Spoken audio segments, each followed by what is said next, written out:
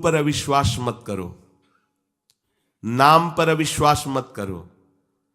तुम अनुष्ठान को जानते ही नहीं कैसे किया जाता है। एक कामना की पूर्ति, तुम विश्व की कामना की पूर्ति कर सकते हो, विश्व की कामना की पूर्ति। बोले आप क्यों नहीं कर लेते? क्योंकि हम विश्वात्मा की कामना किए हुए हैं, हम विश्व की नहीं। हम जिस बात की कामना किए हुए हैं उसके लिए विश्व का विस्मरण करना है। मन मन की रुचि जान नेह विधि अनुसरें। हम प्रियालाल की मन की बात जानकर उनकी सेवा में रत होना चाहते हैं। नहीं, नाम और मंत्र में इतनी ताकत है, आप उसको समझ नहीं पाएंगे। आप विचार करके देखिए, जब कोई पवित्र अनुष्ठान कोई राक्षस करता था तो बहुत पहले से ही वो मदिरा त्याग देता था, मांस खाना त्याग देता था, दूसरे की निंदा करना त्याग देता था, अपवित्रता का त्याग कर देता। परम पवित्र ऋषियों की तरह होकर वो तब अनुष्ठान करता था। यद्यपि वो जगत विनाश के लिए अनुष्ठान होता, पर उसके लिए भी पवित्रता की ऐसी आवश्यकता थी। अब आप बेविचार करो, शराब पियो, मांस खाओ, गंदे आचरण करो और बोलो हमने राधा राधा कहा लेकिन काम नहीं बना। वो बोल रहे थे कि कितना भी बड़ा संकट हो, फिर बोल रहे हैं। अगर भयानक से भयानक विपत्ति को ऐसे न नष्ट कर दे तो बता देना, कृष्णाय वासुदेवाय हरे परमात्मने प्रणतः क्लेश नाशाय गोविंदाय नमो। इसका जप करो और जब तक तुम्हारा काम पूरा ना हो जाए ब्रह्मचर्य से रहो। झूठ मत बोलना, मदिरा मत पीना, मांस मत खाना, और ना काम हो जाए तो मैं बताना कि भारी से भारी विपत्ति का नाश करके भगवान श्री कृष्ण का आश्रय उसे ऊंचे उठा देगा, इस जगत की धरा से उठा देगा। विश्वास नहीं?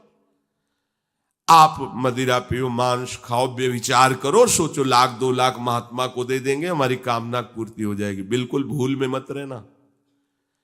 आपको संशय होता है नाम पे, संशय होता है मंत्रों पे, संशय होता है शास्त्र के विधान पर। आप चलते हो शास्त्र विधान से? कहां चलते हो? अरे हम जब कह रहे कोई राक्षस भी अनुष्ठान करता था तो वो इन नियमों का पालन करता था। इतना अनुष्ठान में कि मेघनाथ को पैरों से मार रहे हैं बंदर भालू, पर वो ना मंत्र छोड़ रहा है, ना हिल रहा है, ना उनकी तरफ देख रहा है। इतना सहनशील होना चाहिए अनुष्ठान के लिए। किसी कामना की पूर्ति के लिए सांगोपांग अनुष्ठान करो, भला कामना की पूर्ति ना हो जाए? नहीं। आप शास्त्रों में पढ़ के देखो, संतान उत्पत्ति के लिए कैसे व्रत, पयोव्रत का कैसे अनुष्ठान किया। पवित्र रह करके इतनी इतनी मात्रा में ये आहार लेना है, इस मंत्र का जब भगवान गर्भ में आ गए। क्या चाहिए तुम्हें? भारी से भारी विपत्ति को दूर करने के लिए आर्त भाव से पुकारो भगवान को। तुम्हें धनी बनना है, अनुष्ठान कीजिए। हम कह रहे किसी विशेष मंत्र आदि की तरफ ना बढ़िए, बोलिए राधा राधा। क्या चाहिए आपको? कृष्ण कृष्ण बोलिए। सब मंत्रों का सार है नाम में, आप बोलिए तो नाम। पवित्र होइए, गंदे आचरण छोड़िए। क्या चाहिए आपको? भगवान का नाम जहां गूंजता है वहां ऐश्वर्य अपने आप चरणों में लौटता है। अब छल कपट करो, हिंसा करो, गंदे आचरण करो, सोचो हम बहुत बड़े धनी बन जाएं, तो दुष्कृति का फल दरिद्रता और दुख होता है। सुकृत का फल ऐश्वर्य और सुख होता है। अब लगाओ तुम कांटेदार वृक्ष और चाहो कि हमको रसीला फल प्राप्त हो, तो इसे मूर्खता ही कहते हैं। फिर दोष देता है काल, कर्म, ईश्वर को, शास्त्रों को, मंत्रों। अरे कुछ नहीं, नाम मंत्र में जरा सी भी अनुष्ठान में त्रुटि हो जाए तो उसका फल बदल जाता है। आप कहां अनुष्ठान कर रहे हैं? कौन सा अनुष्ठान कर रहे हैं? सबसे पहला नियम अनुष्ठान का होता है पवित्र आचरण, ब्रह्मचर्य, सत्यवाद, पवित्र भोजन, संयम से। कोई भी अनुष्ठान कर, किसी भी विषय का अनुष्ठान करके देखो, अभी हो जाएगा। ये तो हमसे नहीं होगा, तो फिर आप बड़ी बड़ी कामनाएं करते हो, हवा में कामनाएं पूर्ण हो जाएंगी। किसी की भी काम, किसी का भी महाबली या तेजस्वी पुत्र पैदा हुआ, उसको देखो कैसे रहा है, उसके माता पिता कैसे आचरण किए हैं। 10,000 वर्ष तक भगवान श्री हरि में मन लगाकर निरंतर मंत्र जपने पर कश्यप और विंता जी ने भगवान गरुण जी को प्रकट किया। भगवान गरुण जी श्री हरि के वाहन, प्रथम पुत्र अरुण जी जो सूर्य के सामने बैठे हुए हैं, सारथी बने 10,000 वर्ष। करदम जी भारी तपस्या करके पत्नी प्राप्त कर रहे हैं, तो भगवान स्वयं कपिल देव जी के रूप में अवतार ले रहे हैं। बिना भजन के, बिना पवित्रता के, बस कामनाओं की पूर्ति, हवा में कामनाओं की पूर्ति हो जाएगी। मनमानी आचरण, कुछ नींबू काट दो, उसमें सिंदूर रख दो, या कलावा बांध दो, या अंगूठी बांध लो, या जंतुर मंत्र बांध लो, भस्म, इनसे कुछ होगा? कुछ नहीं होगा। राधा राधा राधा राधा राधा, जो कर चाहोगे हो जाए, पर पवित्र आचरण, साथ में पवित्र आचरण हो। एक किसान भी अन्न बोता है तो खेती को तैयार करता है। आपको अपने हृदय की भूमि तैयार करनी होगी। कामना पूर्ति के लिए ऐसे थोड़ी चला जाता है। देखो ना, ऐसे एक चपत लगा दी सुरुचि ने, क्योंकि उसकी रुचि के खिलाफ हुआ कि वो पिता की गोद में बैठना चाहते थे। छत्री बालक माता के पास गए, उनका नाम सुनीति है। वो सुंदर नीति से चलती है, वो रुचि से चलती है, सुरुचि अपनी रुचि, और वो सुनीति सुंदर नीति से चलती है। मां, पिताजी ने गोद में बैठाला नहीं, और मां ने चपत लगा दी और कहा तू ऐसे कि गर्भ से प्रकट हुआ है, सिंहासन का अधिकारी नहीं।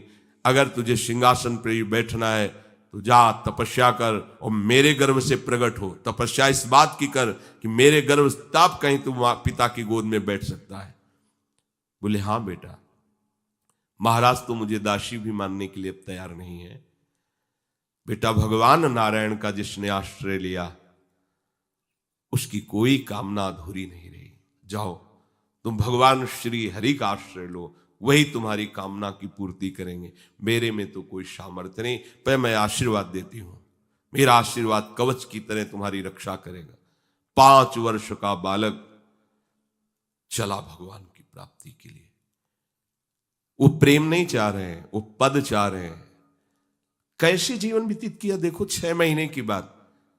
बोले 6 महीने में, 6 महीने में एक छोटा सा बालक इतना कष्ट सह रहा है। 6 महीने तो बहुत समय हो गया। भगवान तो इससे भी बहुत करुणा में एक आर्त पुकार में उपस्थित हो जाते हैं। एक बार जिन नाम ली हित सो होए अति दीन। अगर कोई कामना नहीं है, केवल प्रभु की मिलन की चाह है और हृदय आर्त भाव से पुकार दे तो दूसरा नाम नहीं लेना पड़ेगा। एक बार जिन नाम ली हित सो होए अति दीन, ताको संग न छाणहि ध्रुव अपनो कर लीन। ये महर्षि शेखरों के वचन है, कोई ऐसे मिथ्या वचन थोड़ी। श्वास को भी रोक लेते हैं। भगवान का जो मंत्र श्री देवर्षि नारद जी ने दिया उसी का ध्यान कर रहे। ऐसा पद मिला कि सप्त ऋषि परिक्रमा करते हैं। ना उनके पिता को मिला, ना उनके पितामह को मिला। इसके आगे तो है ही नहीं। उत्तानपाद, महाराज मन, ब्रह्मा, बस ऐसा पद मिला कि किसी को पद नहीं मिला। पर आप देखो कामना की पूर्ति के लिए कैसे निष्ठावान हो करके, प्राणों को समर्पित करके भगवान की आप बीड़ी सिगरेट पियो, प्याज लहसुन मांस मछली दुनिया की दलित दुराएं करो, हाँ हमारी कामनाओं की पूर्ति हो जाए। बेकार बकवास करते हैं लोग आकर। परमार्थ को एक हंसी बना दिया है, एक मजाक बना दिया है। संतों को एक नाटक बना दिया है। संत मार्ग को एक उपहास का स्वरूप बना दिया है। हमारी ये कामना की पूर्ति कर दो। उनका जीवन कामना की पूर्ति के लिए तुम्हारे है। अरे तुम्हें निष्काम करके भगवत साक्षात्कार कराने के लिए कि छोटी मोटी जिनमें तुम फंस कर तुम्हारी दुर्गति हो रही, उसी में और वो बढ़ावा देने के लिए। पर संसार तो अपनी बात मानता है, उस ना शास्त्र की बात मानता है ना संतों की। भगवान कह रहे हैं वो सुकृति है जो मेरे से धन चाहते हैं, दुष्कृति तो आ ही नहीं सकता। तो आप सुकृति के आचरण करो। बड़ा विचित्र भाव है संसार का। चाहता है सुख, आचरण करता है दुख पाने वाले। दुष्कृति करो, पाप करो, सुख चाहो, कैसे हो सकता है भाई? कैसे हो सकता है ऐसा? तुम सोचो हम अपने बल से कर लेंगे, तुम्हारा बल काम नहीं करेगा। जब थोड़े दिन की स्वतंत्रता दी जाती है, जाओ आप 50 वर्ष, 60 वर्ष, 80 वर्ष आपको समय मिला है। आप चाहे घोर पापाचरण कर लो और चाहे बहुत बढ़िया तपस्या भजन पुण्य कर लो, छूट है, आपको विघ्न नहीं पहुंचाया जाएगा। हां, कोई महत अपराध कर दोगे तो फिर तो बख्शा नहीं जाएगा।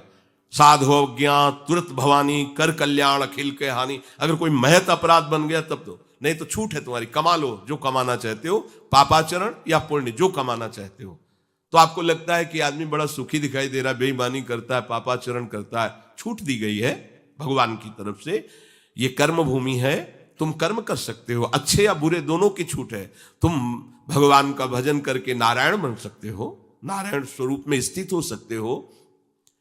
तुम गंदे आचरण करके भूत प्रेत बन सकते हो, सुअर कुत्ता बन सकते हो, और भी नीची योनियों में जा सकते हो। तुम स्वतंत्र हो, इस समय जो चाहो कर सकते हो।